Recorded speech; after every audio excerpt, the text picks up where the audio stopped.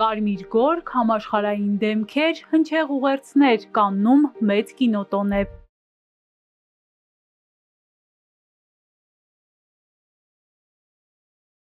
Շքեղ այս փառատոնի մի մասնիկն է նաև հայկական տաղավարը, որ ներկայացրել է ֆիլմարտադրողների համահայկական ֆեդերացիան Գագիկ Ծառուկյան բարեգործական հիմնադրամի հովանավորությամբ։ Տաղավարում հատուկ ծրագրով առանձնացված է նաև Հիսուս Քրիստոսի աշխարհում ամենաբարձր արձանը։ 101 մետր բարձրությամբ մոնումենտալ գլուխգործոցը դառնալու է մի համալիրի մաս, որը գրավելու է ոչ միայն միլիոնավոր զբոսաշրջիկների, այլև համաշխարհային կինոարտադրողների ուշադրությունը։ Կինոաշխարհի հեղինակավոր դեմքերը անտարբեր չեն անցնում տաղավարի կողքով։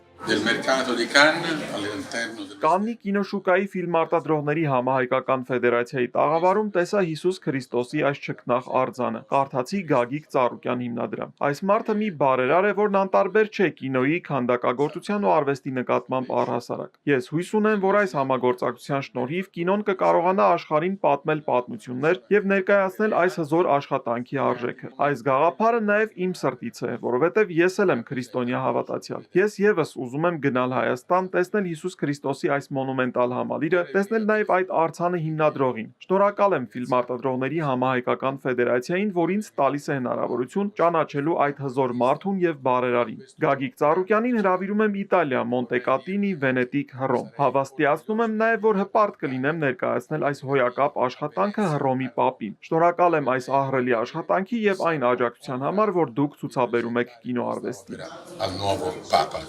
Grazie per la sua opera e per la donazione che lei ha fatto. Grazie. Ֆիլմարտադրողների համահայկական ֆեդերացիան Կաննում ներկայացնում է նաև մի շարք ֆիլմեր՝ Արամ Մանուկյանի Դոլի, Արա Գյուլերին նվիրված Բարև, Արցախի առաջին եւ երկրորդ պատերազմների մասին Հովհաննես Գալստյանի Վերա եւ Արա Արուշի Վերադարձ ֆիլմերը։ Կկազմակերպվի նաև Տատիկի սպարսերը կինոնախագծի պրեզենտացիան, ապա Կիրք մրցանակաբաշխություն ու այս տարվա մրցանակակիրների մեծարման արարողություն։ Մայիսի 18-ին Open Heart-ից ստարտափի պրեզենտացիան է։ Սրա նպատակը լսողության հետ խնդիրներով համայնքի համար հաղորդակցման խոչընդոտները կոտրելն է արհեստական բանականությամբ ստեղծված ժեստերի լեզվով թարգմանության միջոցով։ Նույն օրը երեկոյան Նից քաղաքում կկայանա Բեմ ֆիլմի ցուցադրությունը։ Նախատեսվում է նաև, որ ֆիլմարտադրողների համահայկական ֆեդերացիայում ներգրավված ընկերությունները կխոսեն նոր առաջարկների մասին, հրավիրելով միջազգային գործընկերներին Հայաստան։ Տաղավարը կավարտի աշխատանքները մայիսի 20-ին։ Էրմինե Ղարիբյան, Էպիկենտրոն։